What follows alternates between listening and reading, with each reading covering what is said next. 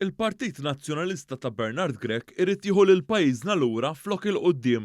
Dan kien il-messaġġ tal-Partit Laburista f'konferenza tal-aħbarijiet is-sibt filgħodu bis-Swit il-Funtana Tritoni. Dan b'reazzjoni għal kif l-Oppożizzjoni Nazzjonalista rreaġixxiet għall-investiment ta' 70 miljun euro imħabbar mill-Gvern li se jkun qed jgħin lil familji Maltin u Għawċin matul żmien ta' sfidi internazzjonali. Il-Whip tal-Gvern Glenn Bedingfield spjega kif il-Partit Nazzjonalista għadu jitmexxa mill-istess nies u għadu bl-istess ħsieb ta' żmien ilu meta kien fil-Gvern. Qal kif il-Partit Laburista immexxi mill-Prim Ministru Robert Abela jaħseb fuq il-prosperità tal-familji Maltin u Għawċin.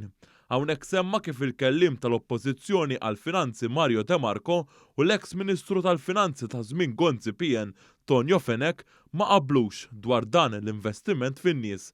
Filwaqt li Peter Aġust se jaħlu soppa msaħna. Daħħalna il-kelma prosperità fil-politika u l-Partit Nazzjonalista qed jattakkana għaliex qegħdin inqasmu il-ġid. Id-deputat Laburista Jonathan Attard qal kif il-Partit Nazzjonalista biss jista' jmur lura għall-passat għall-Gvern li kien jolli l-kontijiet tad-dawl. Filwaqt li l-Gvern Laburista qed ikompli ikun man-nies u n-negozji anke f'pandemija. Qabel il-Partit Laburista tela fil-Gvern kienu jgħidulna Simon Busuttil fuq quddiem li jekk ngħinu n-nies kif xtaqna konna se nispiċċaw nitolbu bailout. Għenna lin-nies u ma tlabniex bailout. Iżda anzi komplejna naraw kif nimxu l-qudiem.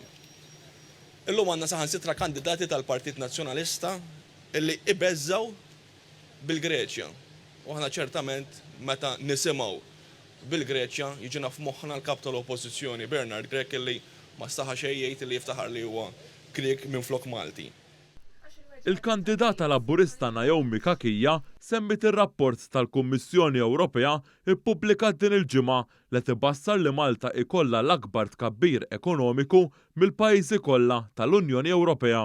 Dan mistenni jkompli is-sena d-dieħla l-aktar minħabba d-deċiżjoni tal-Gvern biex iżomm il-prezz tal-enerġija stabbli biex jipproteġi l-familji Maltin u Għawċin. Ġifieri ejja nirrikonoxxu li anke fejn teżisti sfida internazzjonali, il-Gvern Malti huwa l-aktar wieħed li qed jaġixxi biex jgħin lin-nies. Għax il-weġgħat tan-nies ma ninjorawhomx. Il-messaġġ huwa wieħed dan kollu jista' jsir għax il-Gvern għandu l-kredibilità biex immexxi l-ekonomija ta' pajjiżna.